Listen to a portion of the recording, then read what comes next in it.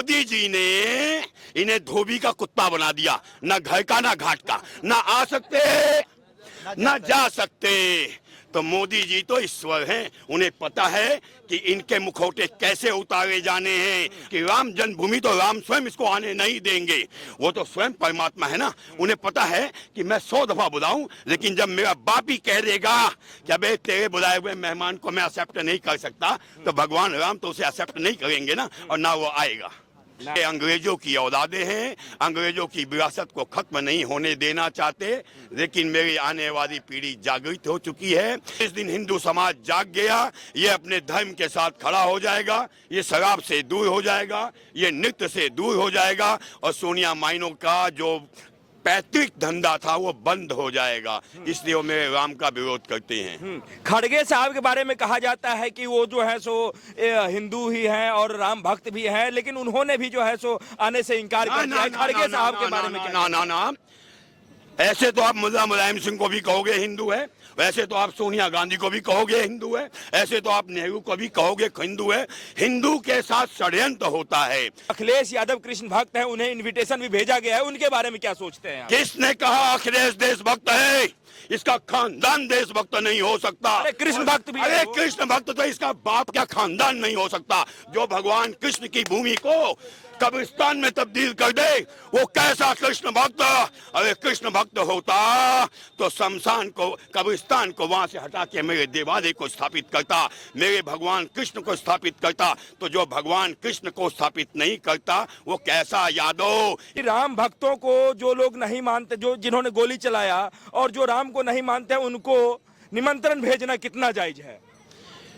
किसी गलत हाथों के अंदर राज्य की बागडोर सौंपने का परिणाम हमने भुगता है। इसी अयोध्या में मुल्ला मुलायम सिंह यादव ने राम जन्मभूमि को लहू से लाल कर दिया था। हमने मुल्ला मुलायम सिंह को इस राज्य का बागडोर सौंपने का एक बहुत बड़ी कीमत चुकाई है।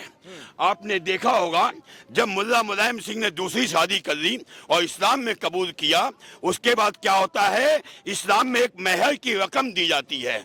उस रकम के एवज में मुल्ला मुलायम सिंह ने हमारे देवालयों पर ताले लगवा दिए, हमारे मंदिरों की भूमि को शमशान में कब्रिस्तान में तब्दील कर दिया। तो इसलिए ऐसे लोगों को बुलाना नहीं चाहिए किसी भी हालात में। और रही सोनिया माइनो की, तो ये दो विचारधाराओं की लड़ाई है, एक शराब पीने वालों की, नृत्य देखने वालों की, दूसरे धर्मालय में जाने वालों की। तो आपने देखा होगा कि ये विचलित क्यों हो गए। विचलित होने का कारण यह है कि जब लोग मंदिरों में जाने लग जाएंगे तो इनका मदिरालय खाली हो जाएगा, इनका जो नृत्य का काम है वो बंद हो जाएगा, लोग अच्छे कामों में लग जाएंगे। तो इसलिए ये मेरे राम जन्मभूमि का विरोध करते हैं कि जिस दिन हिंदू समाज जाग गया, ये अपने धर्म के साथ खड़ा हो जाएगा, ये शराब से दूर हो जाएगा, ये नृत्य से दूर हो जाएगा, और सोनिया माइनो का जो पैतृक धंधा था वो बंद हो जाएगा। इसलिए वो मेरे राम का विरोध करते हैं। खड़गे साहब के बारे में कहा जाता है कि वो जो है सो हिंदू ही हैं और राम भक्त भी हैं, लेकिन उन्होंने भी जो है सो आने से इनकार कर दिया है। खड़गे साहब के बारे में ना, ऐसे तो आप मुल्ला मुलायम सिंह को भी कहोगे हिंदू है, वैसे तो आप सोनिया गांधी को भी कहोगे हिंदू है, ऐसे तो आप नेहरू को भी कहोगे हिंदू है। हिंदू के साथ षड्यंत्र होता है।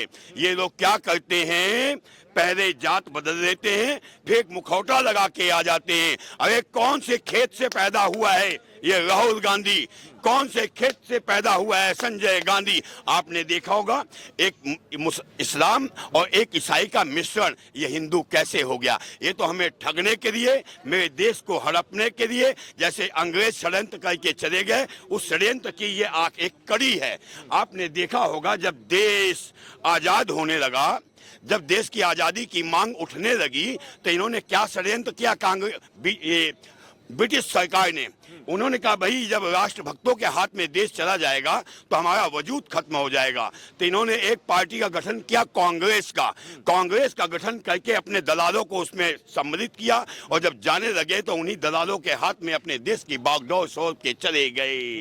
तो उन्होंने क्या क्या था, 99 शर्तों के साथ हमें आजादी मिली थी कि इसे कभी इंडिया खत्म मत होने देना। लेकिन आज हिंदू समाज जागृत हो चुका है, मेरा भारत का युवा जागृत हो चुका है, वो हिंदू राष्ट्र मांगता है। तो जब हिंदू राष्ट्र आएगा, हिंदुस्तान बन जाएगा, तो इंडिया समाप्त हो जाएगा। तो जब इंडिया समाप्त हो जाएगा तो कांग्रेस का नाम ही इन्होंने इंडिया गठबंधन रख दिया, क्योंकि ये अंग्रेजों की औलादे हैं, अंग्रेजों की विरासत को खत्म नहीं होने देना चाहते। लेकिन मेरी आने वाली पीढ़ी जागृत हो चुकी है। ये 10 साल की आजादी, हमें आजादी अभी तक नहीं मिली थी। कौन कहता है 47 में हम आजाद हुए थे? अगर हम 47 में आजाद हुए होते तो मेरे काशी विश्वनाथ में ताला नहीं होता, मेरे अयोध्या में ताला नहीं होता, मेरे सारे देवालय खुल चुके होते।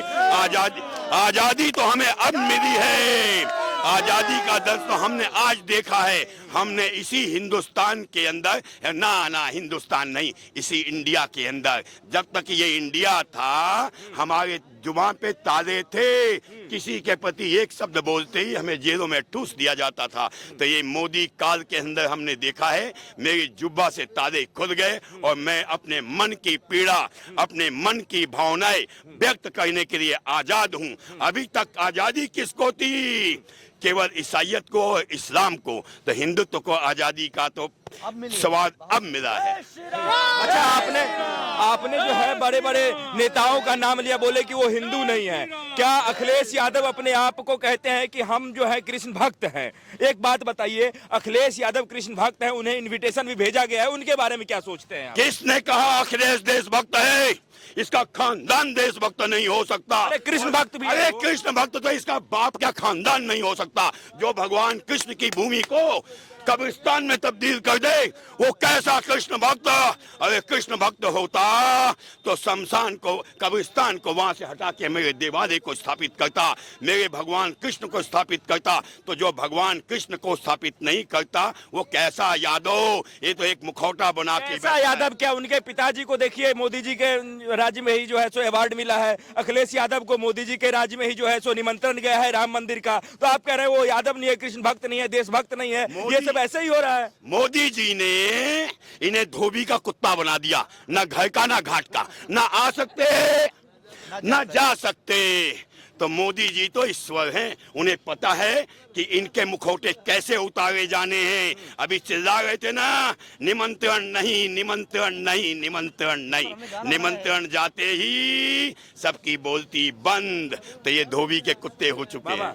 देखिए, निमंत्रण जाते ही आप कह रहे हैं कि निमंत्रण नहीं, निमंत्रण नहीं। निमंत्रण देकर के क्या उन कार सेवकों का जो बलिदान था उस पे ये थूकने का प्रयास नहीं किया गया है? कार सेवकों का अपमान नहीं हुआ है क्या? मैं तो कहता हूँ मुल्ला मुलायम सिंह की एक मूर्ति यहाँ स्थापित करनी चाहिए। अरे पहले सुनिए मैं क्या कहना चाहता हूँ। मैं कहता हूँ मेरे राम जन्मभूमि के पथ पे एक मुल्ला मुलायम सिंह की यादों की मूर्ति बनाई जानी चाहिए। जैसे मक्का में जाने पे एक शैतान के ऊपर सब थूकते हैं, वैसे ही उसके ऊपर थूक करके फिर मैं अपने राम जन्मभूमि का दर्शन करूँ।